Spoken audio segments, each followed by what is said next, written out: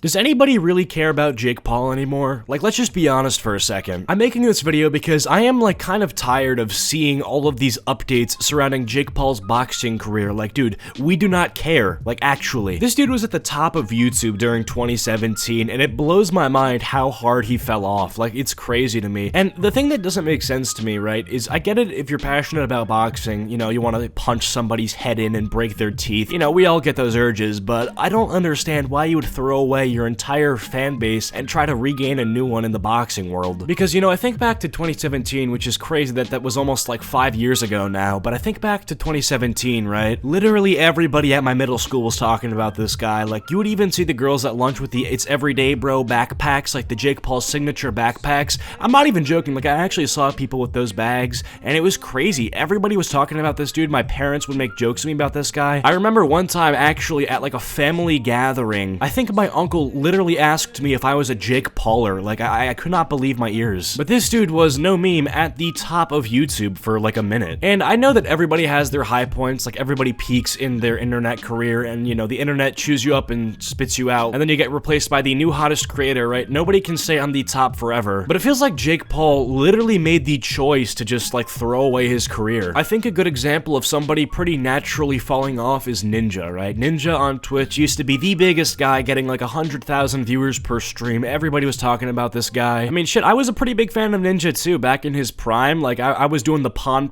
Like, I was such a nerd. And then Ninja, obviously, within the next couple of years, kind of fell off, right? You know, obviously that had to do in part with the fall of Fortnite, and Fortnite becoming the most cancerous game on the gaming market right now, but still, I think Ninja's fall off was pretty natural. I don't think Ninja, like, threw the controller on the ground and said, screw it, I'm gonna become a farmer and stream, like, crop harvesting now. You know what I'm saying? Like, that's sort of not what happened. Ninja became old news, and then he was, I guess, replaced by XQC, right? Like, that's just sort of how it works. But, like, I think about Jake Paul, right? Jake Paul never had a content cop made on him. Jake Paul never had, like, somebody, like, one video that led to his downfall. Like, obviously, everybody shit on It's Everyday Bro, and there was a pretty large part of the internet that did not like Jake Paul. And even the Jake Paulers, I'm pretty sure, were conscious that a large majority of people out there thought that they were tremendously cringe. But even with all of that, I don't think Jake Paul's career was, like, straight up, like, ended. Like, I feel like, you know, even considering the natural downfalls of people on the internet, like I explained with Ninja, if Jake Paul had stayed consistent with the vlogs for even, like, another 3 years, bro, he'd still be really relevant today. And shit, man, even today, I don't think it's impossible that if Jake Paul were to return to his original vlogging, that he could take over YouTube again. I might even watch him, bro. I'm pretty sick of these Minecraft nerds, like, being on top of the platform. Like, shit, I'd give Jake Paul a second chance. But no, I think one of the things that Jake Paul did to, like, really kill off his channel was, like I said, kind of switch to boxing. It was so bizarre. I think the definitive video that marks the downfall of Jake Paul is literally titled, "Here's Why I'm Quitting YouTube." It's a 24-minute video. It's one of his typical vlogs, but he is training with a personal boxing trainer throughout the video. And since that video, it sort of just has seemed like his mind is just not on YouTube and that he could give a rat's ass about YouTube. He just wants to punch people. And since 2020, his actual vlog uploads have been incredibly scarce. His videos have been shorter, and most of the long videos have something to do with him boxing. Which leads me to my original question. Who actually cares about Jake Paul still? Like, do people actually care about his boxing? And here's why I ask this. Like, no shit, like, people aren't buying the pay-per-view, people are watching the boxing. Like, I'm not a retard. But, like, who? Like, what is the demographic, right? Like, it's obviously not those teenage girls with the It's Everyday Bro backpacks, right? Like, those aren't the girls that are now watching Jake Paul's fighting career, at least I don't think. It's not the people that hated him back in 2017 when he was popping off, because I can't imagine they ever came back to liking him, right? So why would they watch him fight? So what does that really leave us with? Well, I'm guessing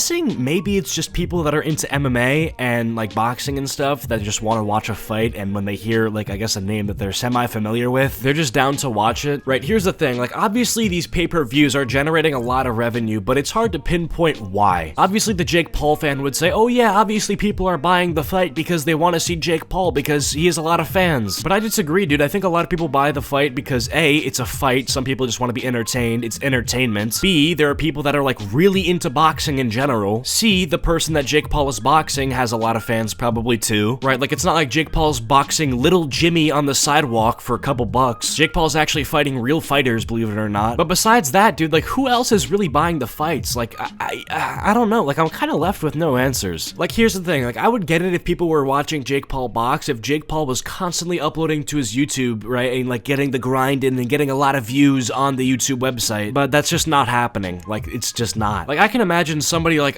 Wilbur Sut boxing literally somebody that has never been seen by the internet before and nobody knows about ever, and that fight would get more like pay-per-views than Jake Paul's entire fights combined. It's because Wilbur Sut, like, people watch him constantly. He's a constant streamer, bro. And dude, in the past 4 months, like, look at Jake Paul's channel. It is all boxing, and he's getting no views. Dude, 3 months ago, 332,000 views. Bro, what? Dude, I got 100,000 more views than that for a, like, 30-second bait face reveal clip. And in relation to Jake Paul, literally, I am a speck of dust. I am a crumb of bread stuck on the floor. If I could ask one question to Jake Paul right now, it would definitely be, yo, Jake Paul, like, why? Why are you doing this? Like, why not do YouTube videos? Why is boxing better? His answer would probably consist of, like, some caterpillar logic, like, oh, man, it's my passion, man. It's what I'm destined to do, man. It's like, follow your dreams and some, like, shit like that. But after all that has been said, he definitely mentioned the money. Do me a favor, search up a video of Jake Paul talking about one of his fights. He's 100% without fail going to mention the money involved. It is official. Tommy Fury is boxing's biggest bitch. He has pulled out of the fight. The Furies have pulled out of the fight due to a medical condition.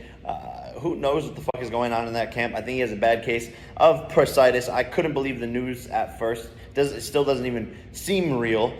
He fumbled the biggest bag of his life. Now he will be watching at home, paying me $60 instead of getting paid millions of dollars to fight me.